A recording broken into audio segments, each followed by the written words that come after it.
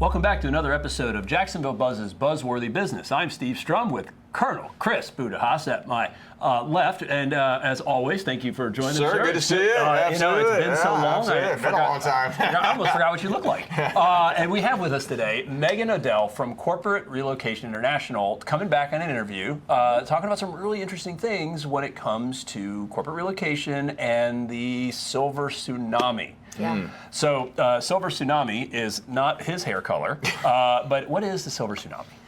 Well, I tell you, It is his hair color, but yeah, I mean, mine's just peak falling out. 65, silver tsunami, whatever you want to call it, it's inevitable. 4.1 million Americans are turning 65. What does that mean for? Okay. Oh, okay. You know, like. Are you able to start from that question, right? Yeah. Yeah. Sure. Answer it like a Are we starting with the answer, or are we starting with the question? Am I you- starting with you Chris's say the hair color? question So that she can answer. Start with the question so she can answer. Yes. All right, so I'm going to come back in with, and the last time you were here, we were talking about this thing called the silver tsunami or peak 65. Right. What's been happening to that? Something kind of like that, and then that'll tee you up for you to ask the next question, and then I'll just sit here and look cute. Yep. But I'm answering, right? You're answering, yes. I'm going to ask we're going to come back into the question that you're Okay. going to answer, which is basically Don't call what- it peak because I'm going to reference that it's called both. Okay, so Yeah. you want me to call it silver tsunami? It's your silver tsunami. Okay, silver tsunami. Yeah. Okay. So I'll count you in. 5, 4, 3. So the last time you were here, we were talking about something called the silver tsunami, which is not a weather event and not the color of Chris's hair. But what is the silver tsunami? Yeah, it's inevitable, whether you call it the silver tsunami or I prefer peak 65. It's going to happen. It's going to really change the landscape of work as we know it. 4.1 million Americans are turning 65. What does that mean to organizations? You're going to have a massive exit from your organizational work pool. You're going to have a decrease in the available talent, and you're going to probably have some skills gaps within your organization, and all that institutional knowledge might leave. Wow. So for your company, what does corporate relocation do? And then, how do they provide value to a company that hires you? I mean, you talk about that talent just going out the door. Where do you find that talent? Is it local? Is it national, international?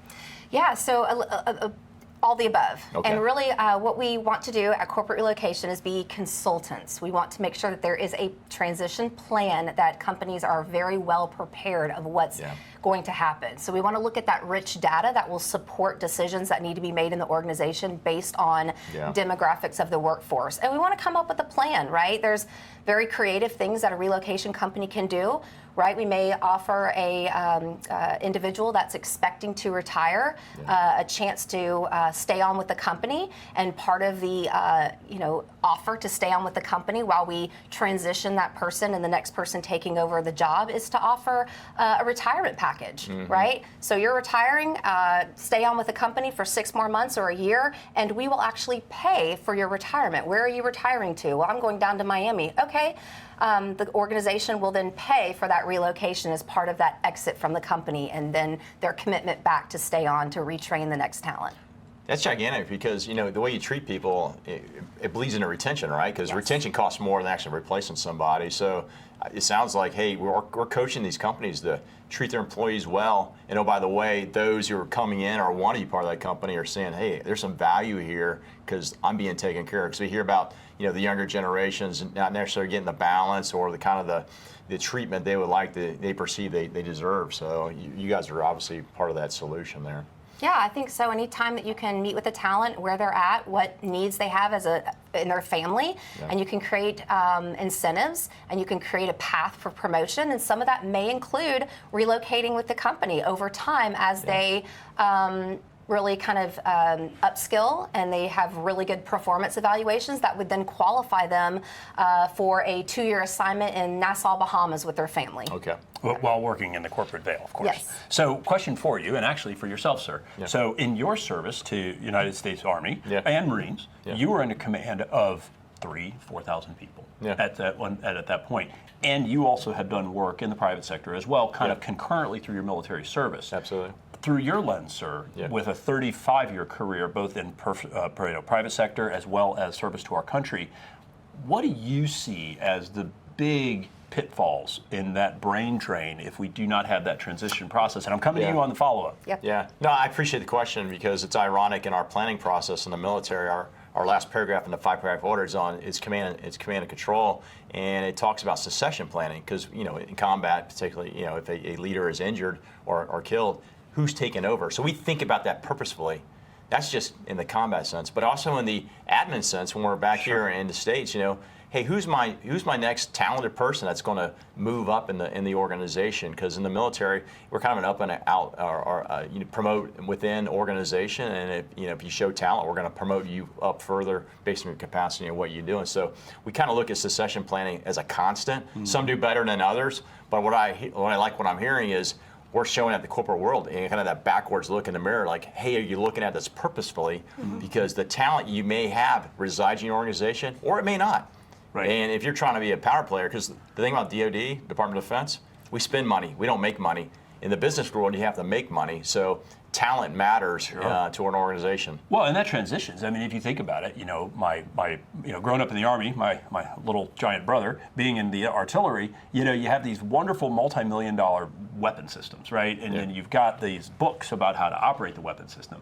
But it's that knowledge base of that, that gunny sergeant who taps it, in the right place to make sure that it actually fires. You can't train that in a manual. No. Right? That's just years in the field. Like you can go and look at a situation just based off of 35 years and say, you know what, here's what's going to happen. Here's how you solve it.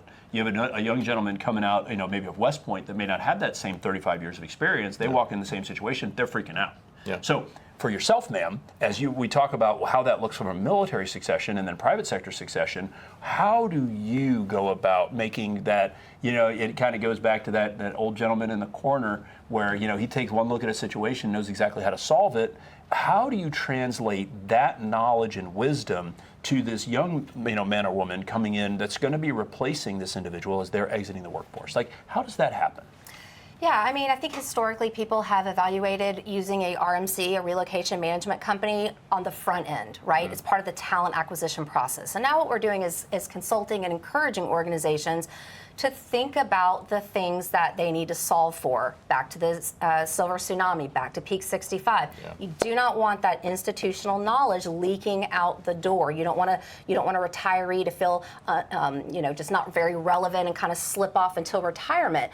You want to make sure that you're taking your workforce and you're pairing people up with a mentor-mentee opportunity. And if that requires some relocation, there's nothing more valuable to an organization is pairing individuals up, right, using global mobility to do it, and bringing in a younger, less experienced talent in your organization to sit with a senior leader and train, right? Because there's so much more than just what's on paper. It's the ebbs and flows of the business. It's the culture that they want to preserve. It's that rich information about certain clients and how to deal with them with kid gloves that only a senior individual in an organization that has some longevity with the firm or organization can offer to a talent. And part of those things can be talked about during the interview process, right? If you stay with us for 3 to 5 years, these are opportunities for you to train individually with those that are potentially going to be moving on from our organization. I mean, that right there tells a talent, I believe in you, your career is important, and this is what I'm offering back as a benefit. And so by doing that, it sounds like you are decreasing cost, obviously decreasing risk of lost customer base due to that brain drain. And of course, hopefully, you can't eliminate the brain drain, but at least reduce its impact as people are exiting that workforce.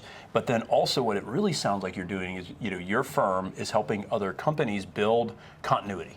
Because as we go through that transitional period, and you get that, what did you say, 4.1 million people exiting the workforce? Yep. That's a lot of knowledge that may have had 3 and 4 decades. I mean, we were talking a little offset.